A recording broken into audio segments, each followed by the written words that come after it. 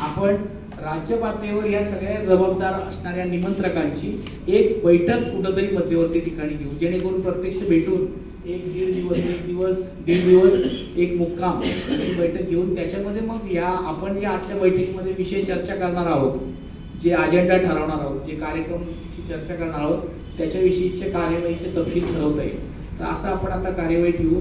मी अमोल भाऊंना एक विनंती आता पुढच्या मुद्द्याच्या विषयपत्रिकेतल्या मुद्द्याच्या बद्दलची करणार आहे की सध्या महाराष्ट्र शासनाचं जे धोरण आहे व्यसनाच्या संदर्भातलं ते काय आहे, त्याच्याबद्दलचं काय सध्या नजीकच्या काळात निर्णय शासनाचे झालेले आहेत याच्याबद्दल एक त्यांनी जरा कल्पना द्यावी आपल्या सगळ्यांना. आणि दुसरा त्याचा भाग आहे की यासाठी आपण जे काही व्यसनमुक्त महाराष्ट्र समन्वय मंच म्हणून 2017 पासून काम करतो, त्यामध्ये मी म्हटलं की 22 पर्यंत जेवढी काही महाराष्ट्र विधिमंडळाची अधिवेशनं झाली मुंबईत, नागपूर, तर त्या सगळ्या अधिवेशनांच्या वेळेला आपण व्यसनाच्या प्रश्नावरचा प्रोटेस्ट अधिवेशनाच्या ठिकाणी मुंबईत असो नागपूरमध्ये जाऊन केलेला आहे. त्यामध्ये त्याच्या आधी आणि नंतर आपण सत्तेतल्या आणि विरोधक पक्षाच्या नेत्यांना, विधिमंडळाच्या सदस्यांना, विधानसभा आणि विधान परिषदेतल्या आमदारांना हा व्यसनाचा प्रश्न काय आहे आणि त्याच्याबद्दलच्या आपल्या काय मागण्या आहेत हे पोहोचवण्याचा प्रयत्न केलाय. आपला हेतू असा आहे की व्यसनाचा प्रश्न राजकीय अजेंड्यावर आला पाहिजे आणि तो राजकीय अजेंड्यावर आणायचा असेल तर तो विधिमंडळाच्या ध्येय धोरणामध्ये चर्चा झाली पाहिजे. आणि ती चर्चा करायची असेल तर विधिमंडळाच्या कामकाजामध्ये सहभागी असणारे जे लोकप्रतिनिधी आहेत म्हणजे आमदार आणि जे मंत्री यांच्यापर्यंत तो प्रश्न गेला पाहिजे, आपल्या म्हणणं मागण्या गेल्या पाहिजे. याच्यासाठी आपण प्रत्येक अधिवेशनाच्या निमित्ताने आपलं म्हणणं मांडण्यासाठी सार्वजनिक ठिकाणी धरणं निदर्शनं करतो आणि विधिमंडळाच्या कामकाजामध्ये त्याचं प्रतिबिंब उमटावं म्हणून आमदार आणि पक्षाच्या, राजकीय पक्षाच्या, सत्ताधारी असो विरोधी पक्षाचे असतील यांच्या पदाधिकाऱ्यांना, नेत्यांना आणि सत्तेतल्या मंत्र्यांपर्यंत हा विषय पोहोचवायचा प्रयत्न करतो. याच्याबद्दल देखील काय काय आपण करतोय याच्याविषयी जरा अमोल भाऊ आधी आपल्याला कल्पना देतील, माहिती सांगतील आणि त्यानंतर मग त्याच्याविषयी आपल्या सगळ्यांना काय बोलायचं असेल तर बोलतो.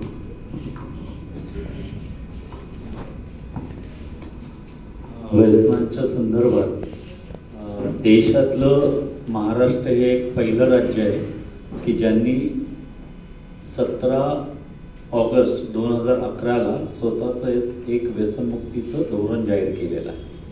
आणि याचं पूर्ण क्रेडिट मला शिवाजीराव मोघे यांना द्यावंसं वाटतं की ते तेव्हा सामाजिक न्याय मंत्री होते आणि त्यांनी हे धोरण जाहीर केलं. पण त्याआधी अनिल अवचट असतील, डॉक्टर दाभोळकर असतील, अण्णा हजारे असतील, मी स्वतः त्या बैठकीला होतो, वर्षाजी स्वतः त्या बैठकीला होत्या.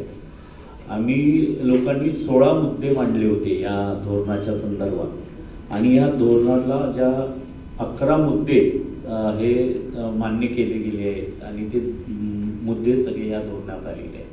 तर या धोरणाचं जे विधान आहे, या धोरणाच्या विधानावरून तुमच्या लक्षात येईल की हे धोरण नेमकं काय आहे. तर हे धोरण विधान मी तुम्हाला इथे वाचून दाखवतो. जनता व्यसनमुक्तीची मागणी करेल तेथे शासन व्यसनांच्या बंदीच्या बाजूने जनतेच्या मागे उभे राहील.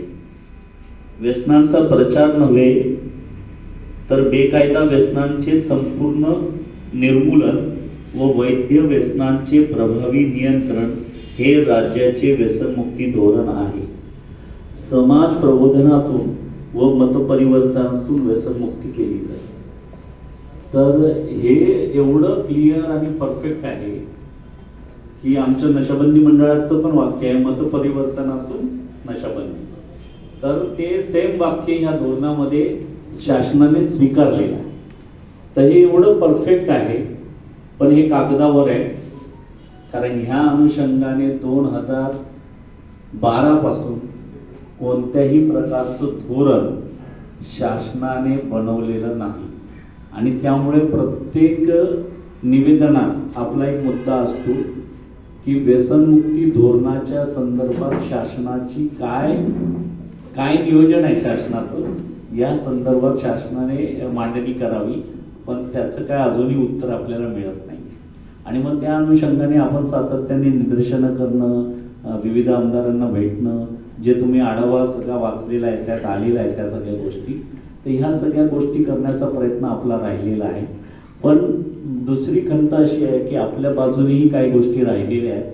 तर मुळात असं आहे की हे धोरण आहे हे बहुतेक लोकांना माहिती नाही. म्हणजे व्यसनमुक्तीच्या क्षेत्रात काम करत असलेल्या लोकांना सुद्धा हे माहिती नाही की अशा प्रकारचं काही धोरण आहे का. आणि त्यामुळे संविधान दिनाच्या निमित्ताने आम्ही मागचा जो कल्याण यात्रा हा अंक काढलेला आहे, या अंकामध्ये एकंदरीत सर्व कायद्यांची माहिती देत असताना व्यसनमुक्तीच्या, त्याचबरोबर आम्ही व्यसनमुक्ती धोरण सुद्धा त्यात अंतर्भूत केलेलं आहे, जेणेकरून हे लोकांपर्यंत पोहोचू कसं शकेल हा आमचा प्रयत्न आहे. त्यामुळे धोरण आहे ही फार जमेची बाजू आहे. आणि या धोरणाच्या आधारावर जर आपण व्यसनमुक्त समन्वय मंचाची कारभार सुरू केला, कार्यरत राहिलो, तर मला वाटतं आपल्याला लवकर यश मिळायला कठीण जाणार नाही. तर या संदर्भात माझ्याकडे जी माहिती होती ती माहिती तुमच्यापर्यंत मी दिलेली आहे. या धोरणामध्ये दारू सेवन विषयक काय धोरण असेल त्याचे 3 मुद्दे आहेत. मद्य सेवन परवाना, मद्य विक्रीबाबत धोरण, असं या अनेक गोष्टींबाबत इथे धोरण अंतर्भूत आहे. ते वाचून दाखवलं तर एक 10-15 मिनटं त्याच्यात जातील. त्यापेक्षा तुमच्या सर्वांचे नंबर्स आता आपल्याला मिळणार आहे. तर मी आमच्या सहकाऱ्यांना सांगणार आहे की तुम्हाला हा जो अंक आहे आमचा नोव्हेंबरचा, तो अंक आम्हाला PDF च्या स्वरूपात आम्ही तुम्हाला पाठवतो, ज्यातून तुम्हाला ही संपूर्ण माहिती मिळू शकते. धन्यवाद. आपण जे म्हणजे हे शासनाचं धोरण आहे, पण त्याप्रमाणे अंमलबजावणी नाही आणि ती करावी याच्यासाठीच आपल्याला दबाव गट म्हणून काम करायचं. लोकशाहीमध्ये दबाव गटाशिवाय तुमचं उपद्रव मूल्य जोपर्यंत तुम्ही, बाबासाहेबांनी सांगितलंय शेवटच्या त्याच्यामध्ये इशारा दिलाय संविधान सभेमध्ये की हे संविधान इतकं चांगलं आहे, पण ते संविधान चांगलं ठरेल केव्हा, जेव्हा त्याची अंमलबजावणी करणारा समाज जबाबदारीने ते अंमलबजावणी करेल. आणि आता त्याच्या विपरीत होताना बघताना आपण बघतोय. म्हणून आता या धोरणाबद्दल देखील ते कागदावर धोरण आहे, ते प्रत्यक्षात अंमलबजावणीत आणण्यासाठी आपल्याला महाराष्ट्र शासनावर दबाव आणण्याचं काम करायचं आहे. आणि समन्वय मंचाची भूमिका ती आहे की समन्वय मंच म्हणून आपण अशा स्वरूपाचा दबाव गट म्हणून महाराष्ट्रात व्यसनाच्या प्रश्नाबद्दल काम करणार, उभं राहायचं आणि त्यासाठी आपला उपद्रव मूल्य तयार करायचं. याच्याबद्दलचं काही कुणाच्या काही प्रतिक्रिया सूचना आहे का? या शासनाचं जे काही माहिती आता धोरणाची सांगितली याच्याविषयी कुणाला काही सांगायचं आहे का?